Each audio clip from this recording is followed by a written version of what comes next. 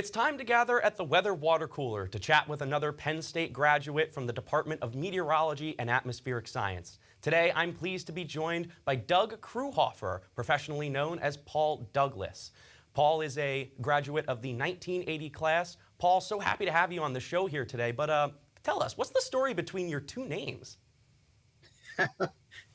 Hey, Joey, it's great to be joining you. And I get homesick whenever I talk to somebody at Penn State. I still wish I was there. We have season tickets. We get back a lot for the football games, and always great coming back to Happy Valley. So I was in high school. My first job, a radio job. Um, it's weird how careers get started, but I knew this kid in study hall who had a radio show at this little teeny 500-watt AM radio station. And I leaned over once in study hall and I said, "Hey, you should have your own weather person." And he looked at me and he goes, "Yeah, you're right. We should have our own weather person." So he put me on the phone with his boss, and his boss asked what my name was. I said, "Doug Kruhoeffer." And there was a long pause.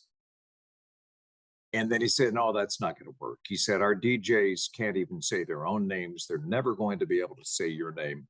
What's your middle name?" I said, "Paul."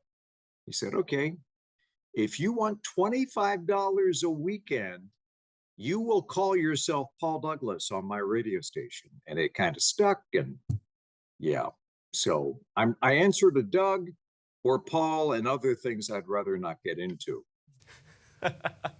Well, that's certainly an interesting story. Speaking of stories, do you mind taking us through your story of after Penn State, the journey that you've took once you graduated? Sure. Well, Penn State, look, gave me the foundation, the confidence. I did weather updates for campus weather service. I had my own little business on the side. I had 11 radio stations and a construction company, and I would update them from my dorm in West Halls a couple of times a day. And I loved it. Wasn't making a lot of money, but I liked having a little bit of independence, and I liked the challenge of spinning up companies. But one of our clients was a TV station in northeastern PA, Wilkes-Barre, Scranton, WNEP Channel 16. We were giving them the weather every day. I get a call from the news director.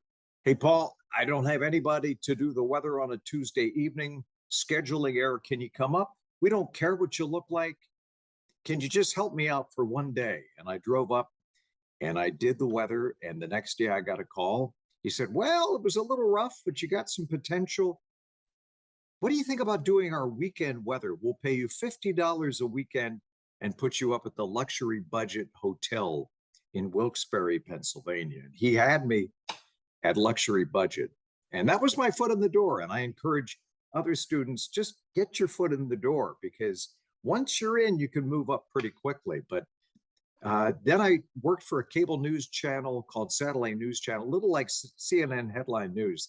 That was outside New York City, did that for a couple of years. Then came out to the Twin Cities, out to Minneapolis. A job was open and I was happy to apply.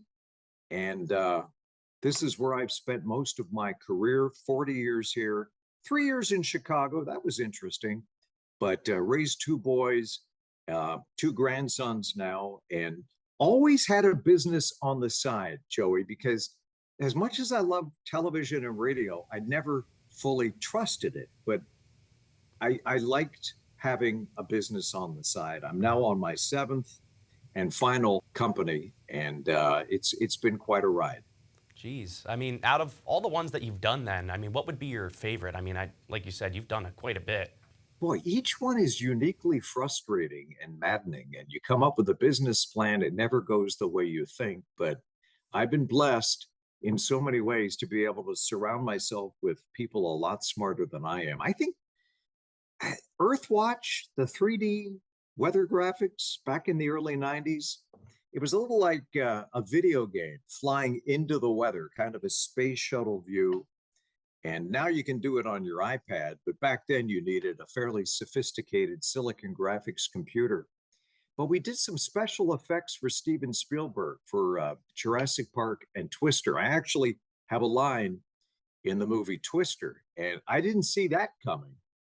Uh, but sometimes really interesting things come out of left field. Spielberg wanted a high-tech 3D futuristic way to show Jurassic Park, and somebody must have told him what we were doing. So that was fun. But I've enjoyed every one of the businesses, and I think, you know, anybody can be an entrepreneur with the right background, mentors, guides, people who can help you, and confidence. And that's what Penn State did with the meteorology program, giving us all a chance to get our fingers dirty and actually forecast the weather.